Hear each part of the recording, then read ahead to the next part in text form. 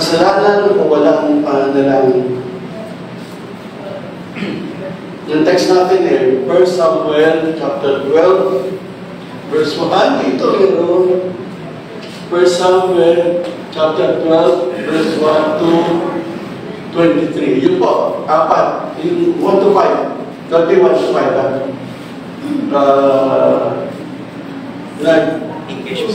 Tingnan ako kasi tingnan nga, magkano pa talaga. Tandaan, 6 to 10.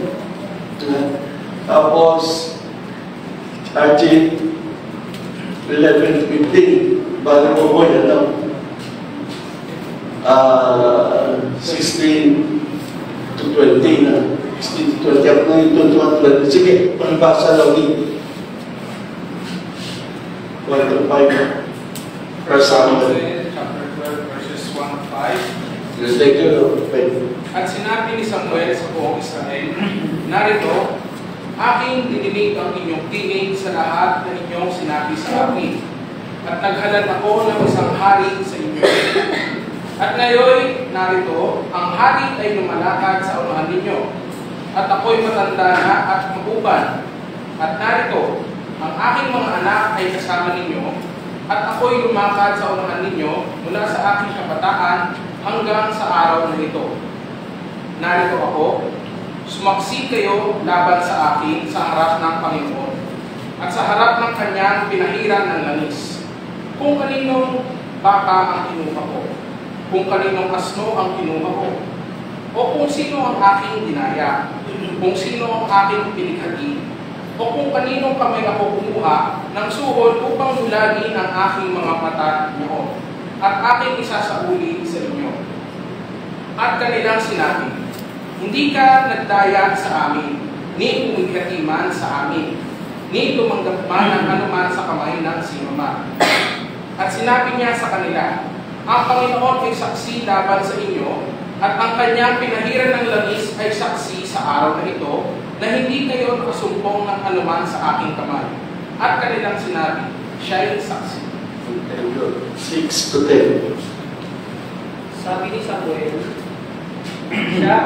siya nga ang saksi. Si Yahweh ang pumili kina Moises at Aaron, at siya rin ang nagligtas sa inyong mga ninuno mula sa kamay ng mga Ehipsyo. Kaya na tumayo kayong lahat sa harapan niya, at isa-isahin ko ang mga kabutihan niyang ginawa sa inyo, sa inyong mga ninuno. Nang si Jacob at ang buo niyang sambahayan ay nanirahan sa Ehipto, sila'y inalipin ng mga Ehipsyo, humingi ng tulong kay Yahweh ang inyong mga magulang, at ibinigay sa kanila sina Moises at Aaron. Sa pamumuno naman ito, sila'y inilabas niya sa Ehipto at dinala sa lupain ito. Ngunit si Yahweh ay tinalikuran ng sambayanan, kaya sila'y ipinalupig niya kila Sisera, ang pinuno ng hukbo ng Jabin, na hari ng Hazor, gayon din ang mga Filisteo at sa mga Moabita. Pagkatapos ay dumaling sila kay Yahweh at kanilang sinabi, nagkasala kami sapagkat tinalikuran ka namin. Naglingkod kami kay Baal at kay Astarot. Niligtas mo kami ngayon sa aming mga kaaway at maglilingkod kami sa iyo. At ipinadala sa kanila ni Yahweh sina Gideon, Barak, Jefte at Samuel. Iniligtas nila kayo at pinanangalagaan laban sa inyong mga kaaway, kaya't mapayapa kayong nakapamuhay. Ngunit nang kayo'y salakayin ni Nahas na hari ng mga Amonita, pinagpilitan ninyong basta gusto namin isang hari ang mamuno sa amin, bagamat alam ninyong si Yahweh na inyong Diyos ang inyong hari. Narito ngayon ang hari hinihingi ninyo, ibinigay na sa inyo ni Yahweh. Kung mamumuhay kayong may takot kay Yahweh, kung maglilingkod kayo sa Kanya at susundin ang Kanyang kalooban, kung hindi kayo susuway sa Kanyang mga utos, at kung kayo at ang inyong hari ay susunod kay Yahweh na inyong Diyos, magiging maayos ang inyong pamumuhay.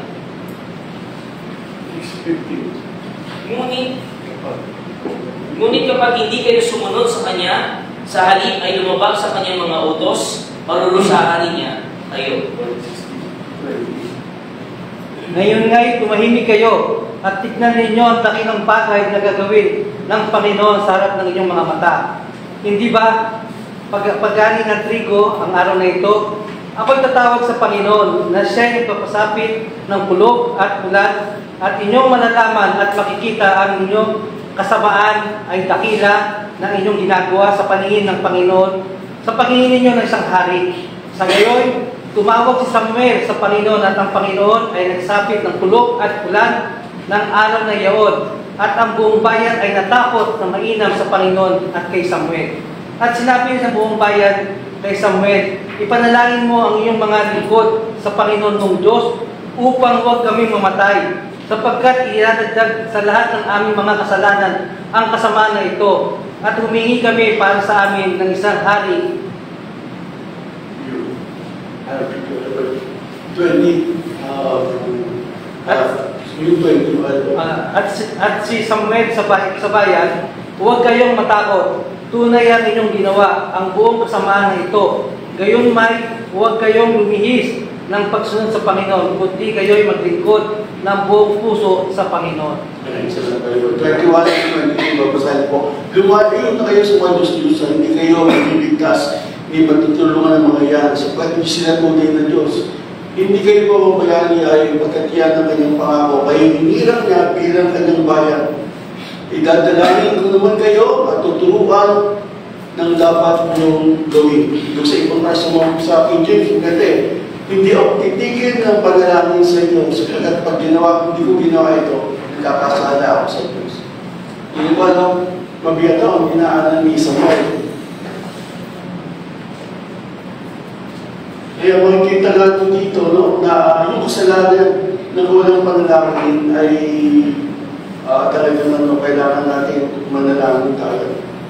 Okay, pakinggan natin ay yung mabasa na ay Samuel, si Samuel ay pinagdahan ng mga tao kanyang pinamamahalaan.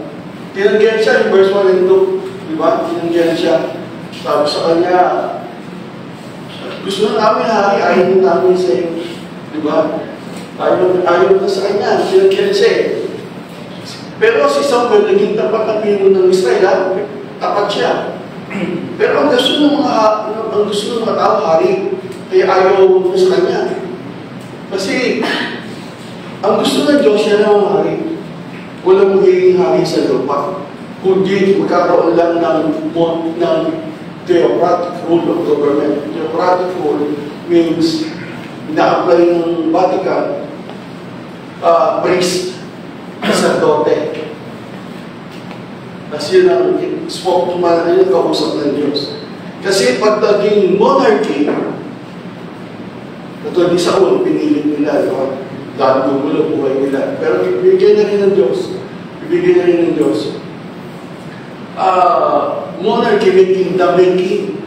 Yung king yung nag-ahari nyo. Gusto mo nyo yung pamo, tanong mo, anak mo, maging asawa. Gagawa niya, king siya.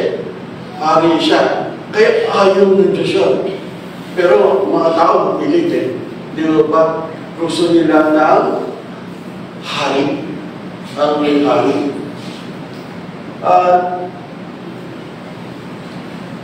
Gusto nila mapalitan na yung government ba? Di ba? Meron Republican, meron Democratic, tsaka di ba? Kaya democracy, kaya daw tunggulo ang bansa natin. Ganun na nangyari. Pero ang dating government, church government or rule government, yung theocratic rule of government, talagang priest, yung sacerdote, yun ang nakausap ng Diyos. Ang hari, Diyos lang. Kung pwede maging hari na iba. Pero Diyos mo ng mga tao. No? Diyos to. Kasi lahat ng bayan, lahat ng bansa sa palibot nila, may king na para sa bansa natin.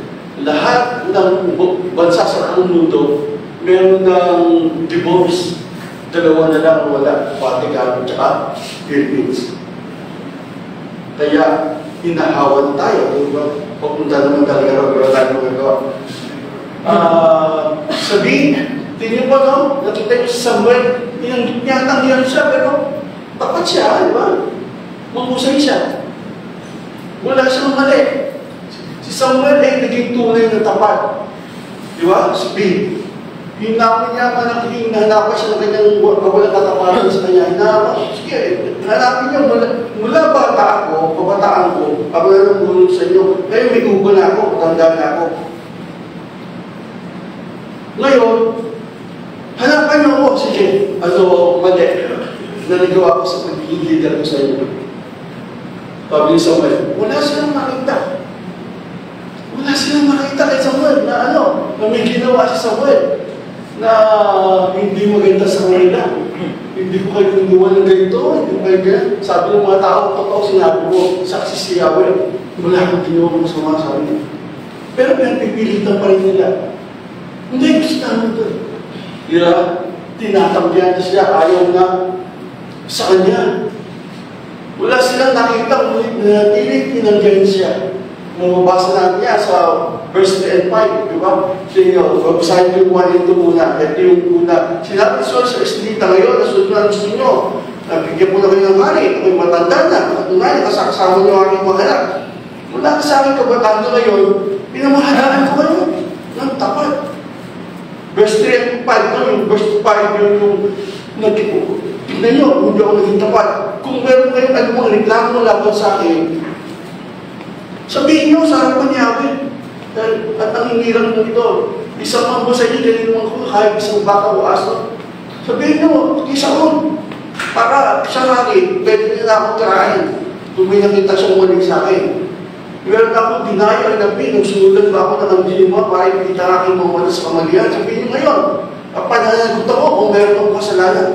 Yung hindi mo kami dinaya ang nabi, wala kang kinuha ka naman sa akin sa pagpila. Sinabi sa mga, kung ngayon, siya ang saksi ko rin ang kanyang hinirang na si Saul, na wala akong ginawa masama sa inyo. Sumagot ang bayan. Dahil si Saul, yan ay alam ni Yahweh. Ganun siya, ganun yung leadership niya. Mula kabataan, matanda na sa ngayon.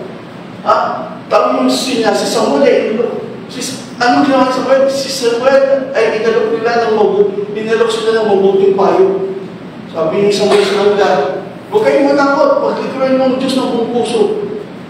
Nangako siya na tuturuan ko kayo ng mabuti. Tuturuan ko pa rin kayo kahit tayo nyo na sa akin. Tuturuan ko pa rin kayo.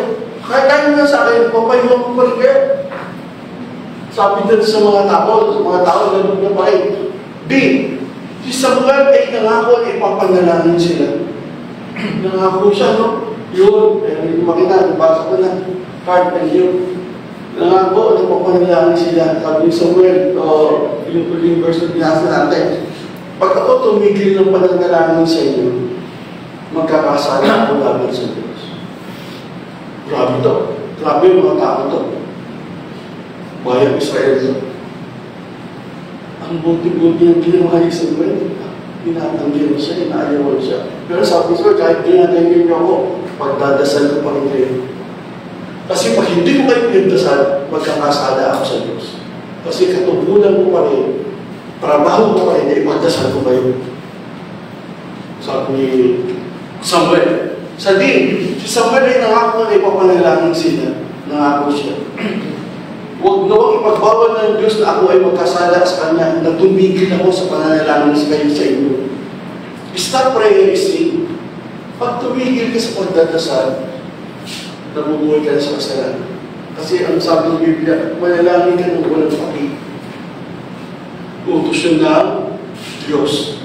Utos yun ng Diyos. Sabi ni Samuel, the wisdom, isang huli mo, ano man ang gagawin mo, isang huli mo sa Diyos. Sasanghuli ka. Hindi mo kita lang muna, may experience ka. Hindi mo pa, hindi mo ipapaalam sa Diyos, may mamagaling ka na. Di ba? Sabi, di ba? Sasanghuli pa rin sa Diyos. Ang tanong ngayon ay ganito, tinatanong, anong maaari natin matutuhan mula sa kahamahangang sinabi na Samuel? Anong matututuhan natin dito? Ano tayo matututuhan sa mga sinabi ni Samuel? Unang matututuhan natin, ang kawalan ng panalangin ay kasalanan. Pangalawang matututuhan natin, ang kawalan ng panalangin ay ninanakawan natin ang ating sarili ng maraming pagpapala ng Diyos. Pag hindi ka nananalangin, ninanakawan mo sa sarili mo, gusto mong bigyan ng Diyos ng pagpapala, Pero ayaw mo, ginanakawan mo sa sarili mo. Pangatlo, ang kawalan ng panalangin ay nagpapahiwatig ka, palatandaan ito na mabigat sa kalooban mo ang magpatawad sa iyong kapwa. Mabigat sa kalooban mo na ikaw ay magpatawad sa iyong kapwa. Kaya kayo ginalangin. Una, pag-aralan po natin, ang kawalan ng panalangin ay kasalanan. Ibig sabihin, masama, hindi mabuti, hindi matuwid, hindi makadiyos pag ng tao, hindi na malangin. Bakit po? Ang panalangin ay isa sa dakilang pribileyo sa ating buhay. Privilege yan, pabor. Kung ang pagbabasa ng Biblia, pakikinig sa Diyos. Ang pananalangin naman, pakikipag-usap sa Diyos. Kaya hindi dapat mawawala yung dalawa. Hindi mo hindi ka makakausap ng Diyos kung ka magbabasa ng Biblia. Hindi mo naman makakausap ang Diyos kung hindi ka magdadasal. Hindi ka magdadasal. Dapat pareho mo kasamayaw. Kasi hindi ka matututong magbasa hindi ka matututong ng manalangin ng tama, matuwid ng panalangin, magandang tipong panalangin, kung hindi ka nagbabasa ng Biblia. Kasi sa pagbabasa, sa panalangin mo, ang gagamitin mo rin panalangin, Biblia. Di ba Panginoon sabi mo? Di ba sabi mo, pag ako, humingi ang tao sa tapat at banal, di ba? Kailangan nagbabasa ng Biblia. Kasi pag hindi ka nagbabasa ng Biblia, hindi ka marunong manalangin na tama. Yung tama.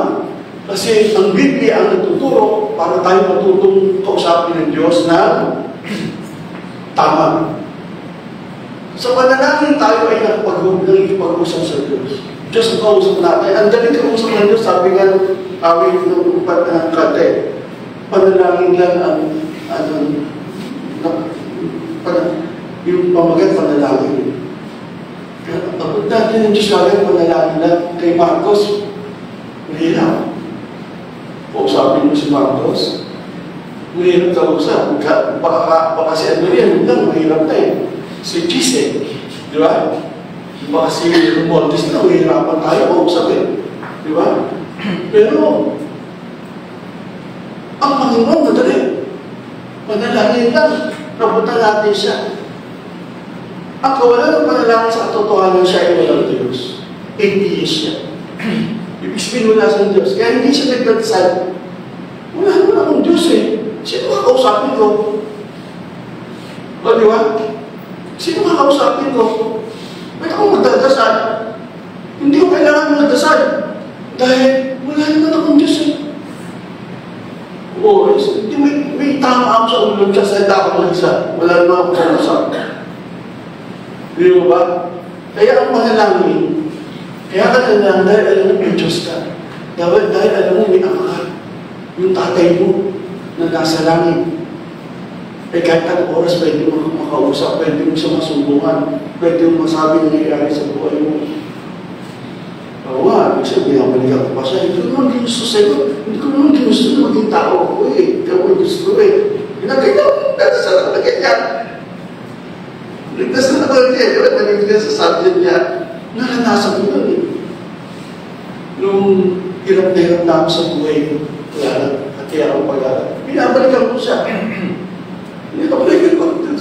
Talagang sinasabi ko sa kanya, alam mo maging si si Moses, gano'n din Sabi ni Moses, di ba patayin mo na ako?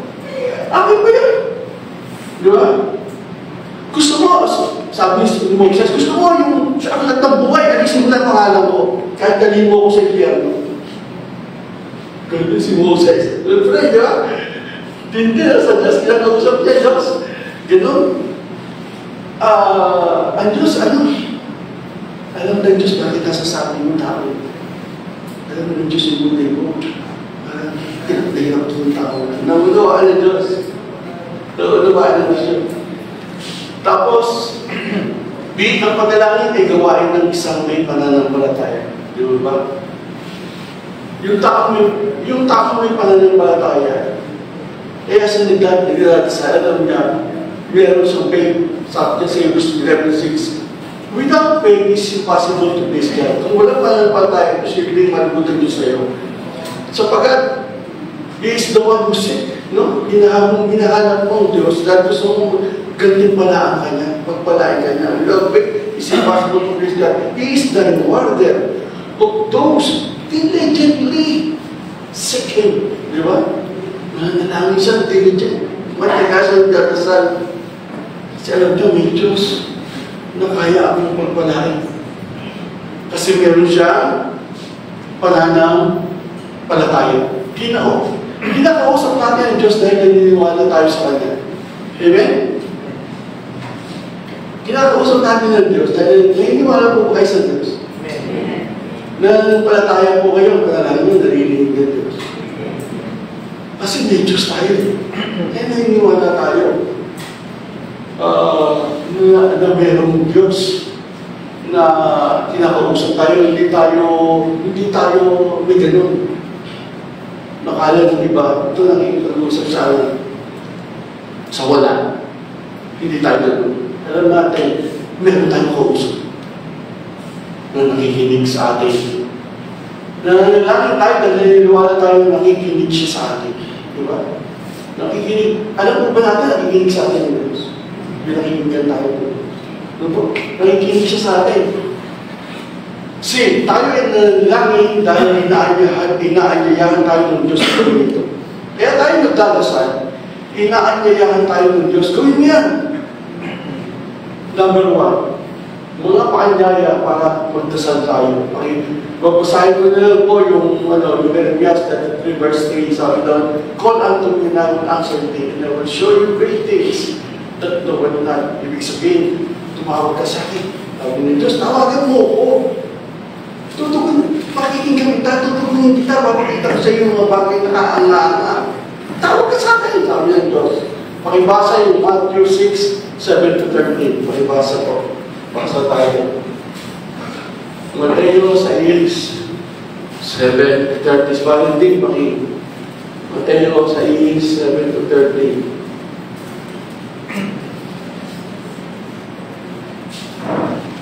Mateo 6:7-13.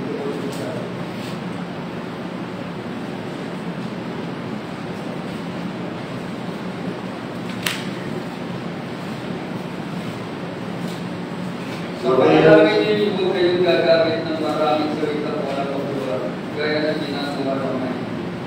Akala nila yung makikita sila ng Diyos dahil sa haba ng kanilang sinasabi. Kung hindi nyo silang tularan, alam na ninyo amang nasa langit ang inyong kailangan bago pa ninyo o bago nyo pa rin ito sa Kanya. Ganito kayo manalangin.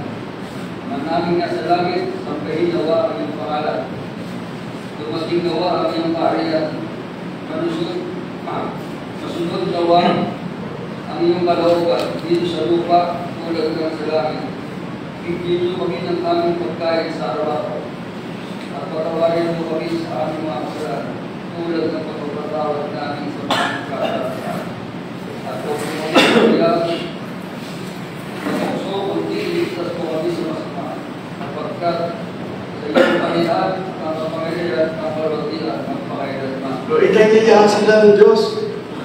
Kayo, ganito, manalangin. Sabi ni Jesus, ganito. Inaanyayahan kayo, ganito. Gawin niyo manalangin. Ibig sabihin, tayo inalangin dahil inaanyayahan tayo, nabibitan tayo. Gawin mo to. Tumawag ka sa akin. Ganito, gawin mo panalangin. Yung 9:37-38, ang pumabasa. Sabi, nagutos na naman si Jesus. Nag-anyaya naman si Jesus. Sabi niya, sa 9:37-38, ay ganito po ang pagkakasabi niya. Kaya sinabi niya sa kanyang maalagad, sa galang anihin, ngunit ako ang mag-ani. Idalangin mo sa may-ari ng anihin na magpadala siya ng mga magagawa sa kanyang aanihin. Yun po, yung nagkaroon tayo ng trap distribution, hindi pwede yun, Panginoon. Sabi mo, ano ang anihin? Dagdagan po kami na babalan kami ni Bata doon, kahit ilan doon, hanggang ni Bata doon, atin na. Atin doon, sila, okay na. Diba? tirahan na lang. After, Panginoon, ito yung mga kapatiran. Dagdagan na kami ng magagawa. Dahil, na kami. Ay, ang dami! Sumama. Alarin mo nga, sabi ng Diyos sa Jesus Jr. Isang linggo, no? Ganun tao, lumalabas sa hindi niya ang pasok, no? Mula ng hapon. Minsan may mga program kayo na, ayan, katulad ko ba yan, no? Meron may mamaya, susunod naman, yung oras na yun, lalabas naman. Hindi na ba? Yan, kayo lang masisiyahan dyan. Pero pag lumabas kayo na ganyang oras, mga tao pupunta mo masisiyahan. Hindi na kayo masisiyahan, masisiyahan din sila. Masaya kayo. Nagtulan kayo ng tracks, diba? Masaya din naman sila. Kaya mamaya gabi niya, ano masama yan? Okay yan. Para masaya kayo.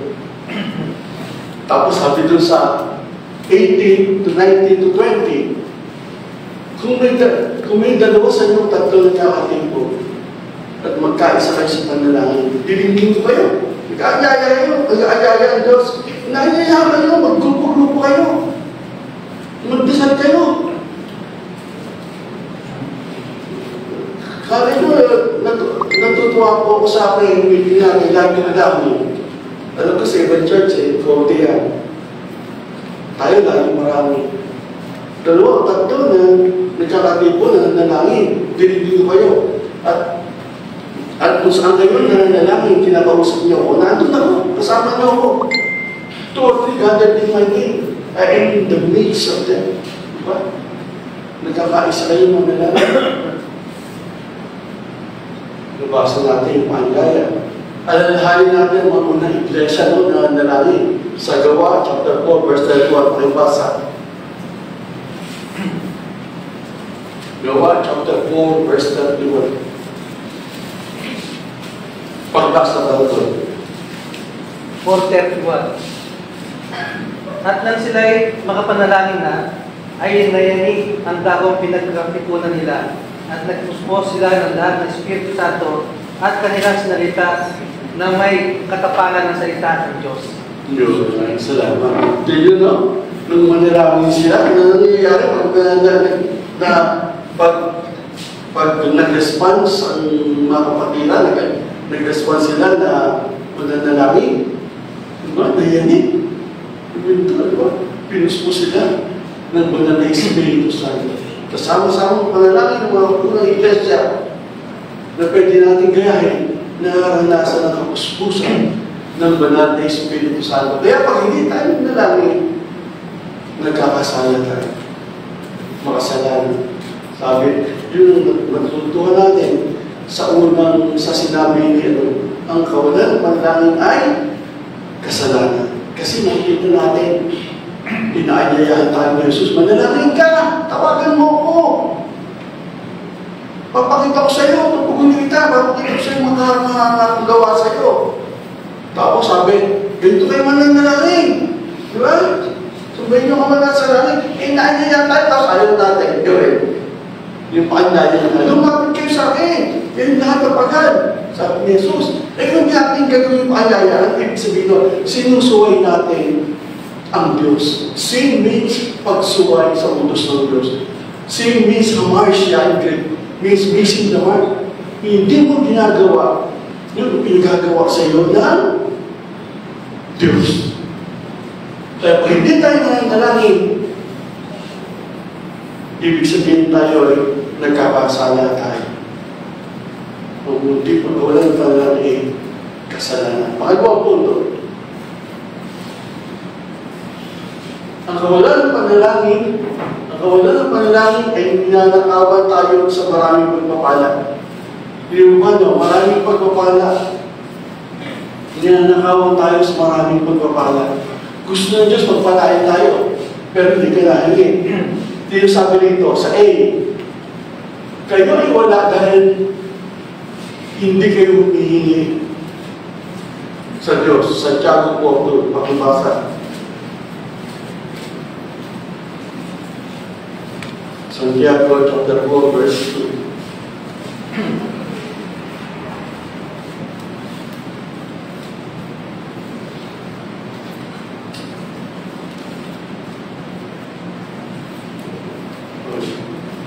Gusto na, si Cathy. Cathy pa rin ako sa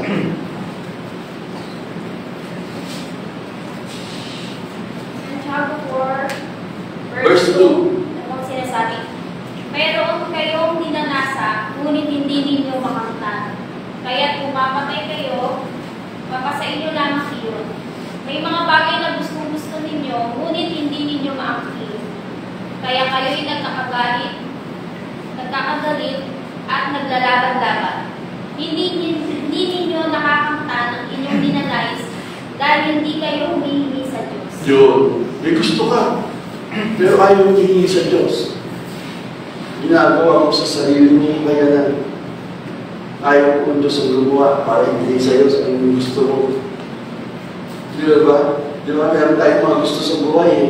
Kaso mo, minsan, ayaw natin isang gawin sa Diyos. Ayaw natin paalam sa Diyos. Ayaw na parang tingin natin, hindi, alam ko na yan. Ayaw natin. Makakamtan ko yan. Hindi mo kailangan ng Diyos.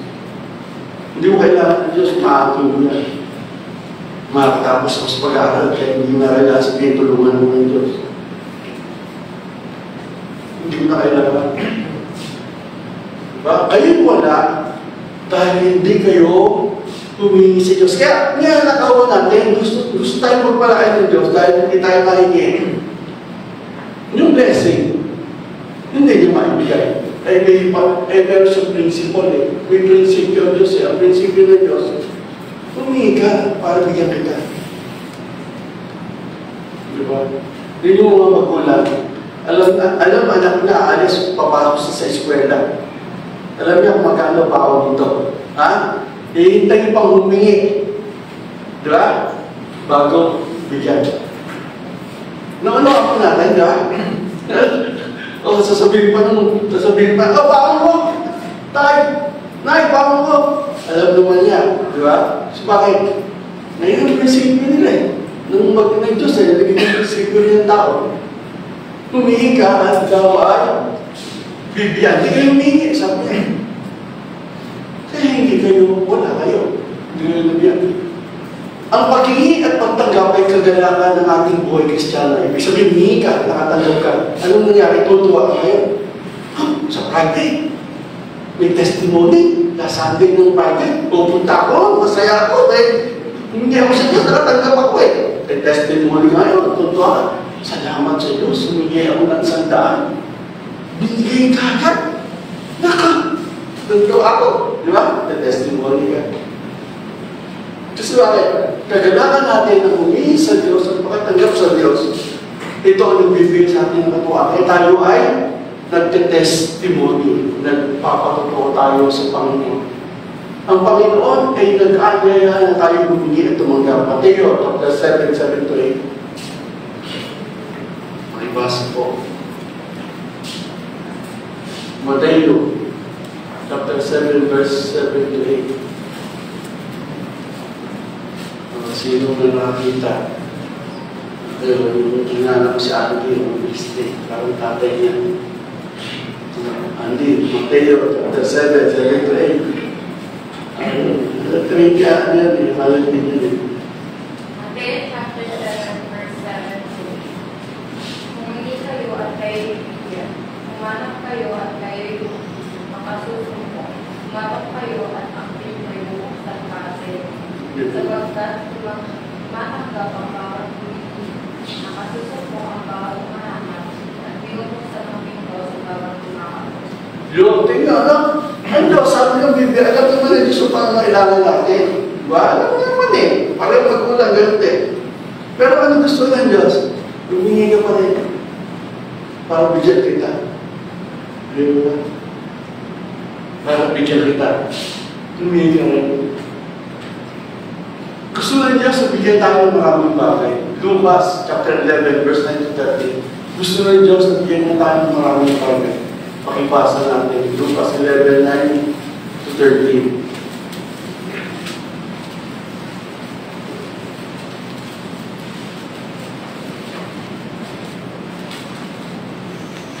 Sino naman siguro. Ayun, hindi, no? Hindi, masakit din eh. Lucas chapter 11,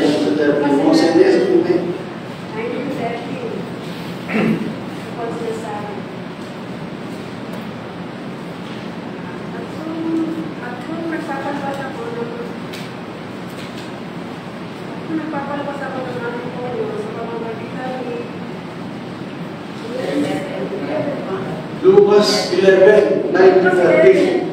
11, 9 to Sinabi 13. ko sa inyo, magsingin kayo at kayo bibigyan. Magsiyahan kayo at kayo mga kasunto. At magsidugto kayo at kayo bubuksan. Sapagkat ang bawat bumili ay matanggap at ang umahanap ay nakasunto. At ang tumutugtog ay bubuksan. 11. Ang aling ama sa inyo na humingi ang kanyang anak ng isang tinapay ay bibigyan niya siya ng isang pasok o ng isang isda kaya at hindi isda bibigyan niya isang ahas. Well, o kung isang humingi ng ito, kanya bibigyan kaya siya ng alakdan. Kung kayo nga, pagkamat masasama, ay marunong magkakigay ng mabuting kaloob sa iyong mga anak at gano'n pa kaya ang Ama sa kalapitan na magbigay ng Espiritu Santo at nag-isingi sa Kanya. Yun, salamat. Tingnan mo, dami ibigay gusto. Meron sila, meron loob. Ang dami gusto niyang magbigay ng maraming bagay. Pero gusto niya na higit sa lahat ang malanding Espiritu, no? Kasi yun ang kumikilos gumagawa sa buhay natin. Yun ang gumagawa. Kasi siya ang kasama natin, ang Holy Spirit. Ang Diyos naman, nanatili siya sa trono niya. Ang Diyos na dati sa kanan siya, bumaba na 2 tao, umalik na. At dumating dito sa atin ang Holy Spirit. No? Siya gumagawa sa buhay natin ng maraming bagay na gusto ibigay ng Diyos sa buhay natin. Kaya gusto ng Diyos na bigyan tayo maraming bagay. Sabi sa Hebrew 4:16, di ba? Sabi doon, huwag kayong magkatubili. Lumapit sa mga bagong trono ng Diyos upang kayo tumanggap sa panahon ng inyong pangailangan. Huwag kayong magkatubili. Wag, dire-diretso na. Kasi yung noon ang nakapasok sa trono ng Diyos, sacerdote na, high priest pa, hindi yung sacerdote, pinakamataas high priest, isa lang. Pero nung mamatay si Jesus sa cross, biglang nahapak yung tabing. Diba?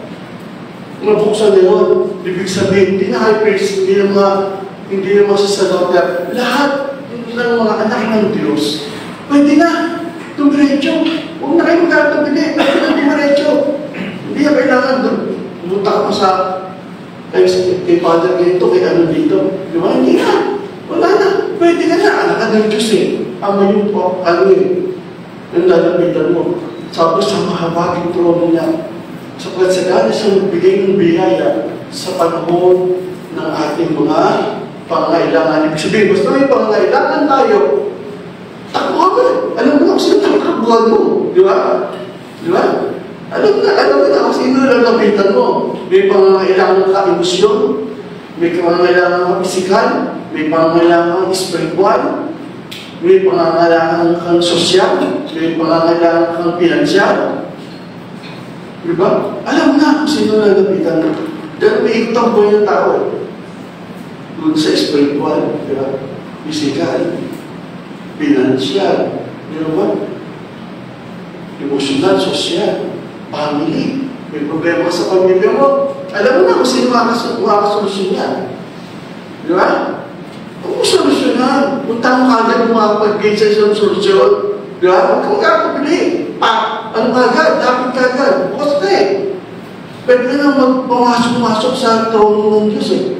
Pinaupuan na nga tayo sa kaharian sa langit. Nakaupo na tayo sa kabine eh. Sa kaharian sa langit. Sabi ng Efeso, di ba? We are seated in the heavenly places.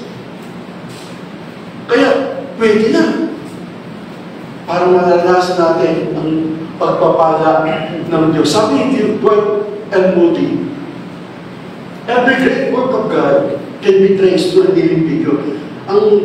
Ang bawat dakilang pagkilos at paggawa ng Diyos ay matutuntun mo doon sa nakaluhod na larawan. Nakaluhod na larawan, yung figure. Anyo na nakaluhod na larawan. Every great work of God, ang bawat dakilang pagkilos at gagawin ng Diyos, matutuntun mo yan, bakit gumawa ang Diyos? Doon sa mga lumuhod. Pag pumasok ka ng prayer mountain, Bakit ba pupunta ang tao sa prayer mountain? Kaya kami yung pastor doon, kasi natin Tereni, may sasakan ni Pastor Medina, Pastor Alex. Prayer mountain. Pagpasok mo ng prayer mountain, makikita mo agad yung video doon. Nakaluhod. Hindi nakaluhod. Tapos doon sa nakaluhod, may nakalagay na verses. Colossus 4:2. Ang sabi niya sa Colossus 4:2, huwag kayong magsawa sa pananalangin. Sa King James, magpatuloy kayong manalangin at pag nanalangin kayo, magpasalamat na kayo. Sabi sa King James. Sabi sa King James. Kaya, yun sabi ito, wide motive. Kasi bakit? Minsan may mga problema tayo doon, kailangan natin lumubod kung makaawa na sa Diyos. Diba? Doon ka naiiyak sa Diyos. Ano? Nanakalbog ka na, mapapansin mo sa iyo mo dahil matindi yung kailangan mo kasi dinanakaw ka na ng Diablo sa maraming pagpapala. Ano na ninakaw ng Diyos ng Diablo sa ating kagalakan? Diba? Kakayapaan. Diba? Ninanakaw. Kaya, daily bread na. Kaya araw-araw binibigay sa atin ng Diyos yan. Araw-araw nagbibigay ng Diyos ng pagpapala sa atin. Nakahanda yan araw-araw. Pag-isip mo na natin, nakahanda na ang blessing ng Lord. Pero, ang nangyari, minsan, nananakaw ng Diablo. Diba? Ninanakaw niya. Ang Diablo pumunta rito para magnakaw. Pero si Jesus pumunta rito para pinta yung buhay na kailangan siya masaganang buhay. Yung, sa umaga yun, meron ng masaganang buhay na binigay ng Panginoon sa atin, ang handa na yun. Pero kaso mo, nananakaw ng Diablo. Ang kapayapaan. Kasi bakit? Hindi tayo, nagkulang tayo sa panalangin. Nanakaw kung maraming pagpapala ni handa ng Diyos ng Diablo sa ating buhay. Sa umaga nito, gusto ng Diyos na marami tayong magpasalamat sa Kanya. At gusto niya, huwag tayong manakawan ng maraming pagpapala. Kaya kailangan natin ang manalangin palagi. Sabi ni Jesus sa Luke 18:1, don't give up. Pray always. Sabi niyo, huwag kayo mawalan ng pag-asa, huwag kayo pangunaan ng loob. Maging matatag kayo, sabi ni Jesus sa Luke 18:1. Diba? Yung babaeng walo. Babaeng walo, hindi, gusto ko katarungan. Kasi, di ba? Kinulit ang kinulit yung ano. Gusto ng Diyos yun. Na kinukulit natin siya, di ba? Laban tayo na. Huwag mong kasawa. Huwag mong kasawa. Kasi isa nga lang, ang tugon ng Diyos, may timing. May God's time. Kung percent ng Diyos. Kasi sabi ko sa Kanya, nagpalataya ka. Ulit ito, okay na. Pero ang Diyos, pinbilang na. Alam ko, anong oras ko ibibigay sa iyo. Alam ko, kailan ang araw ko ibibigay sa iyo. Kung hihingi kayo, kaya kayo hihingi dahil, sabi niya, masama ang motibo. Diba? Isang gano'n. Kaya, pero humingi pa tayo sa Diyos. Kahit masama ang motibo natin, darating ang oras ko hindi talaga, mali pala ako. Kapag ulit yung prayer. Yun ba? Kaya, ang kawalan ng panalangin, ay ninanakawan tayo ng maraming pagpapala ng Diyos. Amen? Patlo. Ang kawalan ng panalangin, maaaring palatandaan na mabigat ang kalooban mo na magpatawad. Nagpapahiwatig ka, kaya ayaw mo mag-pray yung tao, iisip sa kanya. Diba? Para mawala ang isip sa kanya, pag-pray mo siya, hindi ka na sa kanya. Gumagano ng kalooban mo. Diba? Kasi pag hindi ka nagpatawad, ikaw rin ang nahihirapan, bumibigat ang loob mo. Naiis ka. Mabigat ang isip mo. Mabigat ang kalooban mo. Di ba? Hindi natin may iwasan. Si Samuel, kaya mula kabataan ko, matanda na ako, kaganda na ginawa ko sa inyo. Sabi niya, di ba? Okay na.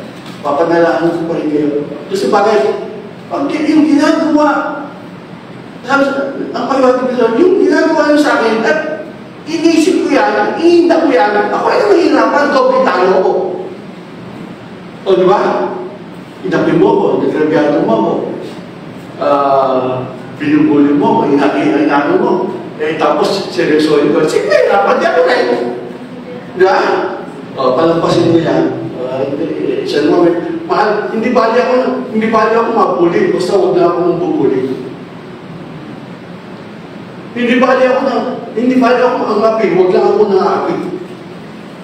Hindi bali ako inaagrabyado, huwag lang ako mga agrabyado. Kasi, pag ikaw nangagrabyado, nangapi ka, nambubuli ka ng kapwa mo, kapatid mo pa sa Panginoon, nagkakasala ka sa Diyos, nabubuhay ka sa kasalanan sa Diyos. Amen?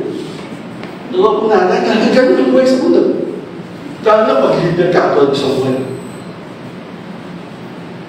Kaya yung doble talo, salamat sa Diyos, bigyan niya ako ng word na gano'n. Marami na kinapag to. Testimony, siya nila sa salamat sa Panginoon, purihin ng Diyos. Palakpan natin ng Panginoon.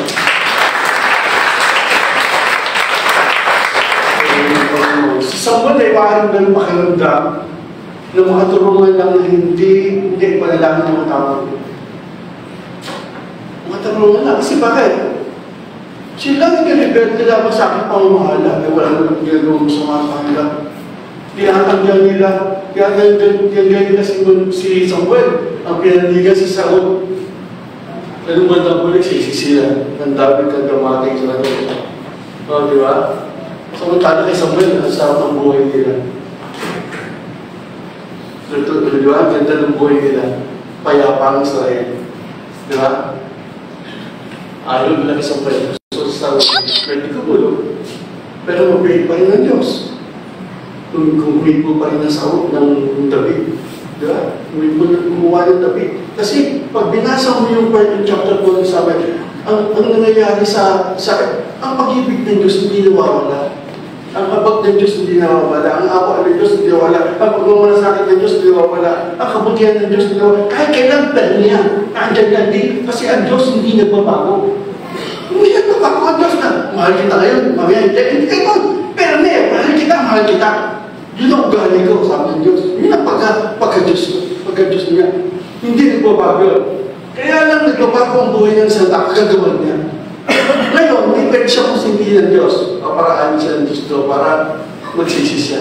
Humingi ng tawad. Naunawaan po natin.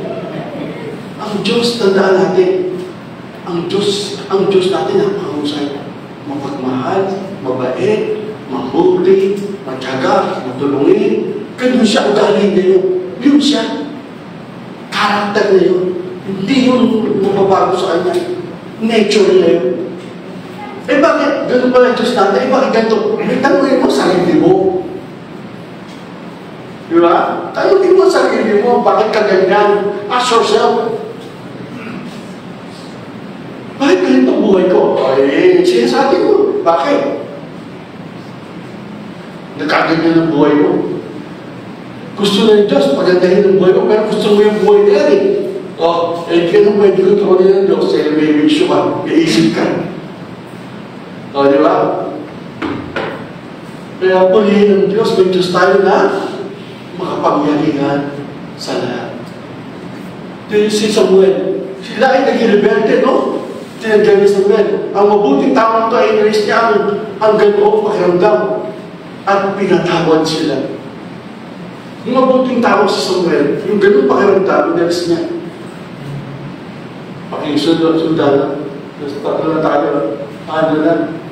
Inalis sa'yo. Yung ganoong pakiramdam, inalis sa'yo. Bigyan natin ba ano niya?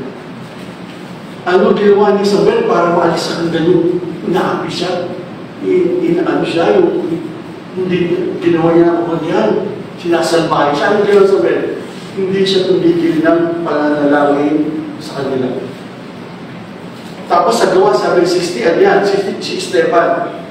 Di binawat si Esteban, mamamatay si Esteban. Panginoon, ang Espiritu ko ikunin mo. Sabi ni Esteban, huwag mo silang panukutin sa ginawa nila sa akin.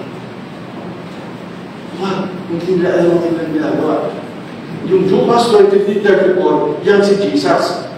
Diba? Binako. tinakuman. Lahat ng kasamaan ginawa sa kanya, maraming tao. Sabi kay Jesus, patawarin niyo po sila. Hindi nila alam ang kanilang ginagawa. May mga tao na hindi nila alam ang kanilang ginagawa. Nakakapagagagado sila. Nakakagawa ng tumagan sa papa. Hindi nila alam. Kaya ang gagawin mo sa mga taong patulong, hindi. Panalangin mo na. Patawarin mo kung hindi alam na ginagawa niya. Hindi alam nakakasakit siya. Di ba? Hindi na alam. Patawarin mo siya. Hindi na alam ang kanyang ginagawa. Gumagaan ng kalooban natin. Kasi kung hindi ka nagpatawad, ikaw ay nahihirapan. Nagkakaroon ng dibdib mo. Nanggigil natin. Naiinis ka. Nabubuisit ka. Di ba? Gulo ng utak mo.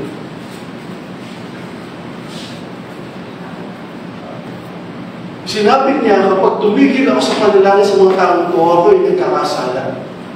Di ba?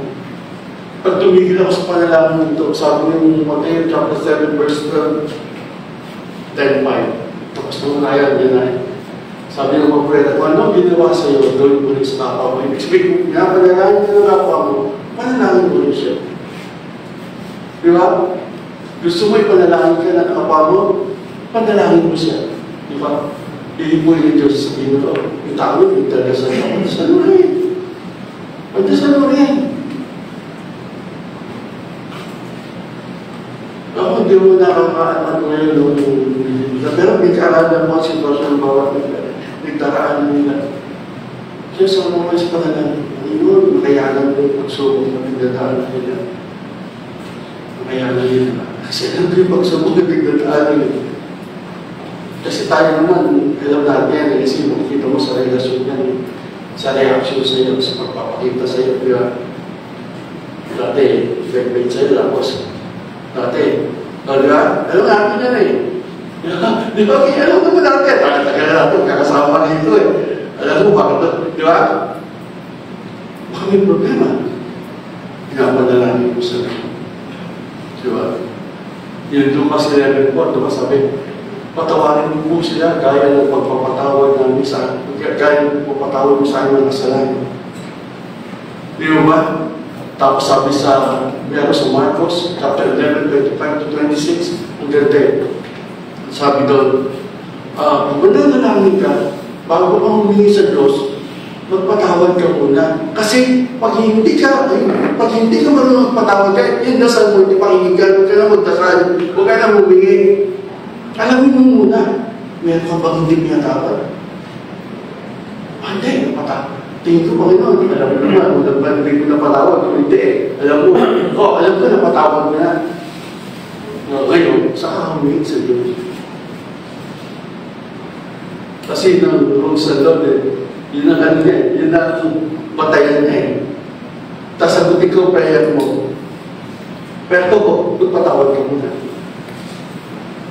Sabi sa Marcos chapter 11 verse 25-36. Sabi sa Matthew chapter 5 verse 43-46, dapat maging katulad kayo ng inyong Ama na sa langit. Ibig sabihin ng Diyos natin, pinatawad tayo. Diba? Pinatawad tayo kasi wala tayo kalukong pinatawad tayo ng Diyos na dito pa tayo. Kaya tayo nga dito, kung ano kapatawaran ng Diyos na dito. Kung tayo pinatawad ng Diyos, matutuloy tayo magpatawad ng ating kapwa. Amen? Nanghirap, pero pag nagdasal ka, nailabas mo natin yun eh. Nailabas mo sa panalangin, nailuwa mo. Luwas. Tapos sa loob na yun, nililis na. Kasi ang kawalan ng panalangin ay nagpapahiwag. Palatandaan ito na mabigat sa kalooban ang magpatawad sa iyong kapwa. Meron ka ba kapwa? May tao ka ba na hinahingisan? Galit ka? May tao ka ba na ginawa ka na hindi maganda? Meron ng thoughts eh, sabi, hindi ba nila ako manakawan? Huwag na ako muna. Sabi, meron Hindi ba tayo kasuktan po na ako ng palaki? Di ba, meron yung something else. Kaya sa umaga na ito, yan ang pangatlong natutuhan natin sa buhay ni Samuel na kawalan ng panalangin ay kasalanan.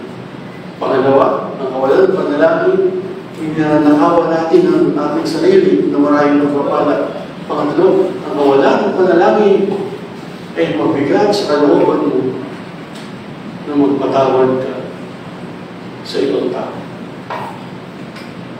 Doon tayo, di ba? Kaya na, nainis ka pa. Wala na yung nakabi sa'yo. Magulo pa naman buhay mo. Pero di ba? Wala na eh. Nakauwi na yun. Nakabi sa'yo. Magpapasa'yo mo sa isa. Nakakapi siya. Masa'yo mo sa isa. Nakapandaw mo siya. Di ba?